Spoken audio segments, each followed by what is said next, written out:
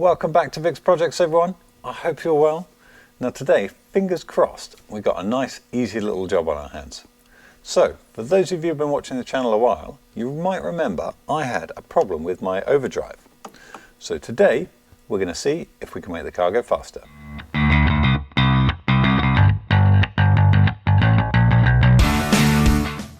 Okay, let's recap what our problem is, and also, what on earth is an Overdrive, Vic? Well, on old cars, in the gearbox you normally get 1, 2, 3, 4 gears, which is fine if you're just pottering around town. But once you start to get up to motorway speeds, this starts to rev the engine a bit hard, it gets a bit noisy, it's not the best place to be. And what you really want is another gear, a 5th gear. Well, that's where the Overdrive comes in. So on the back of your main gearbox, there is another little gearbox with 2 gears in it. This one, however, is driven by a little switch on the dash. So normally it's in gear 1, and then when you flick that switch, it moves up into gear 2, effectively giving you that 5th gear. So, what's wrong with ours then? Well, the Overdrive is absolutely fine, thankfully. Our issue is with an inhibit switch that lives down here, which only allows you to use it once you're in 4th gear.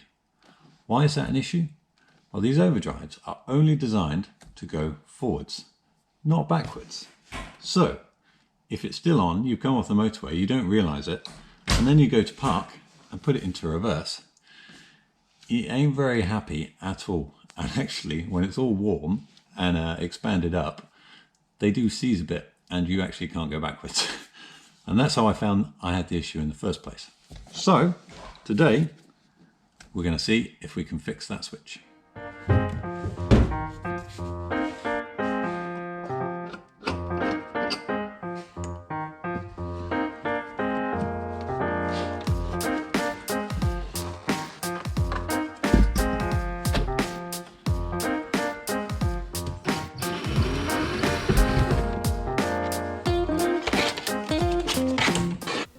Now we've got into it down here, I've given it a quick clean up because it was covered in grease and grime. We can see 2 sensors. The first one, the connectors were basically falling off, so I've put some new spade terminals on, and the other one was just bare wire going in. So I've fitted some modern ferrules, something like that. Now these type of crimps weren't available when Jaguar made this car, so you can't find anything that's kind of period looking to do this. However, I'd much rather a really strong modern connection.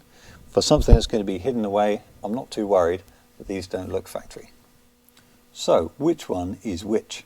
Well, I'm pretty sure, as this one's sitting over the reverse piston, that this is our reversing sensor, and then this is going to be our Overdrive, I'm in 4th gear sensor. So let's get the multimeter on it and check which one's which. Well, that shows that this one is definitely our reverse sensor. So this one should be our Overdrive inhibit switch. So, correct operation of this one should be open circuit all the time, except when you're in 4th gear. In which case, it will close circuit, will get a beep, and that will allow the Overdrive to be powered. So, we're in neutral at the minute. Let's check this guy out. Yeah, so that's kind of what we're expecting, given our symptoms, but let's just run through the gears. So, oh, sorry, my connections, come on, horrible beep. 1st, 2nd, 3rd, 4th, yep, something's definitely wrong with this one. So let's take them out and take a look.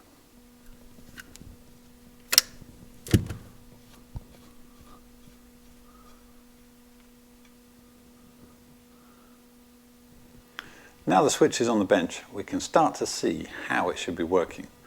We've got a ball bearing here, which should get pushed down and close the circuit. Now this guy feels pretty stuck, so that might be our cause. There might be a load of oil stuck inside, which is making the connection.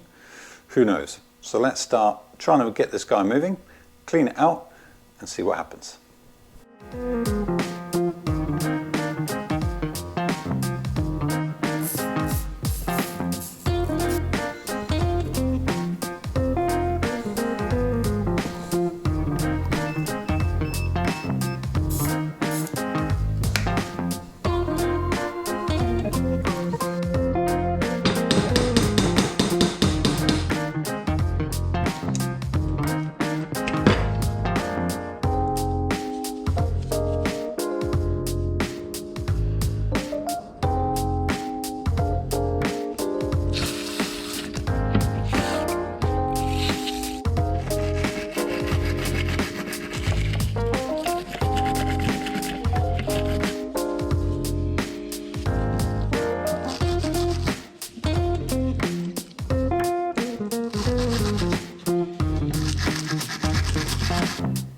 Well, that certainly escalated pretty quickly, didn't it?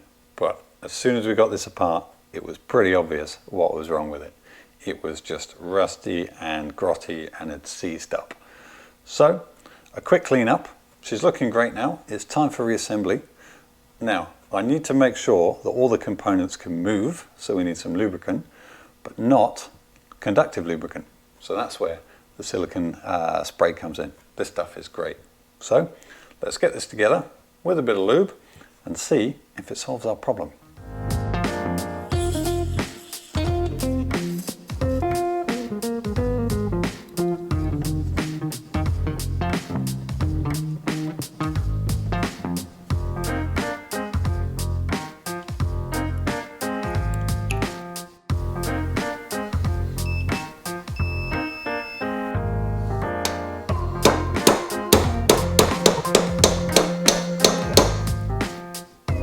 One final check on the bench before we put it in the car.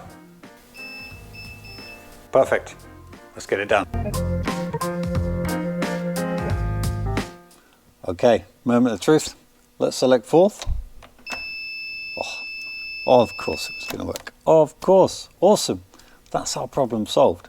So it's time to button all this up. And as is really the mantra on classic cars, try and leave things better than you found it. So as we go, we'll sort out a couple of other little issues, just like we did with these connectors here.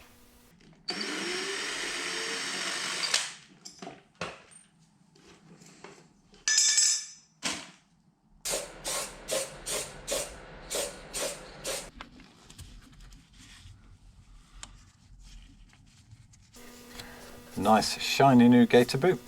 Now, before we put this cover on, it's got two jobs to do, and let's think about those.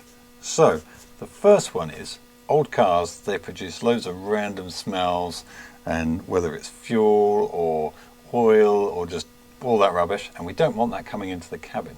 So you normally want to insulate as this guy goes down to stop those coming in.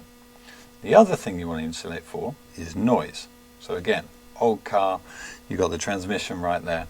So I had a little bit of random foam stuff, insulating foam, hence all the random cuts, because I had a load of offcuts of it. Now this will create our sealing surface rather than using silicone sealant or something like that, which will just, you'll never get this off once you put it on, but also give us a bit of acoustic insulation as well. So hopefully it'll be a little bit quieter in here.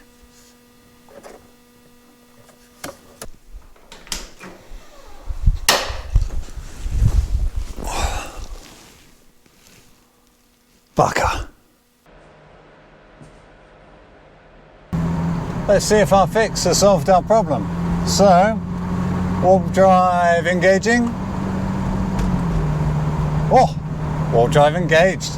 Awesome. That was a nice easy fix. Okay, well I hope you enjoyed this episode, and we'll see you next time on Vic's Projects.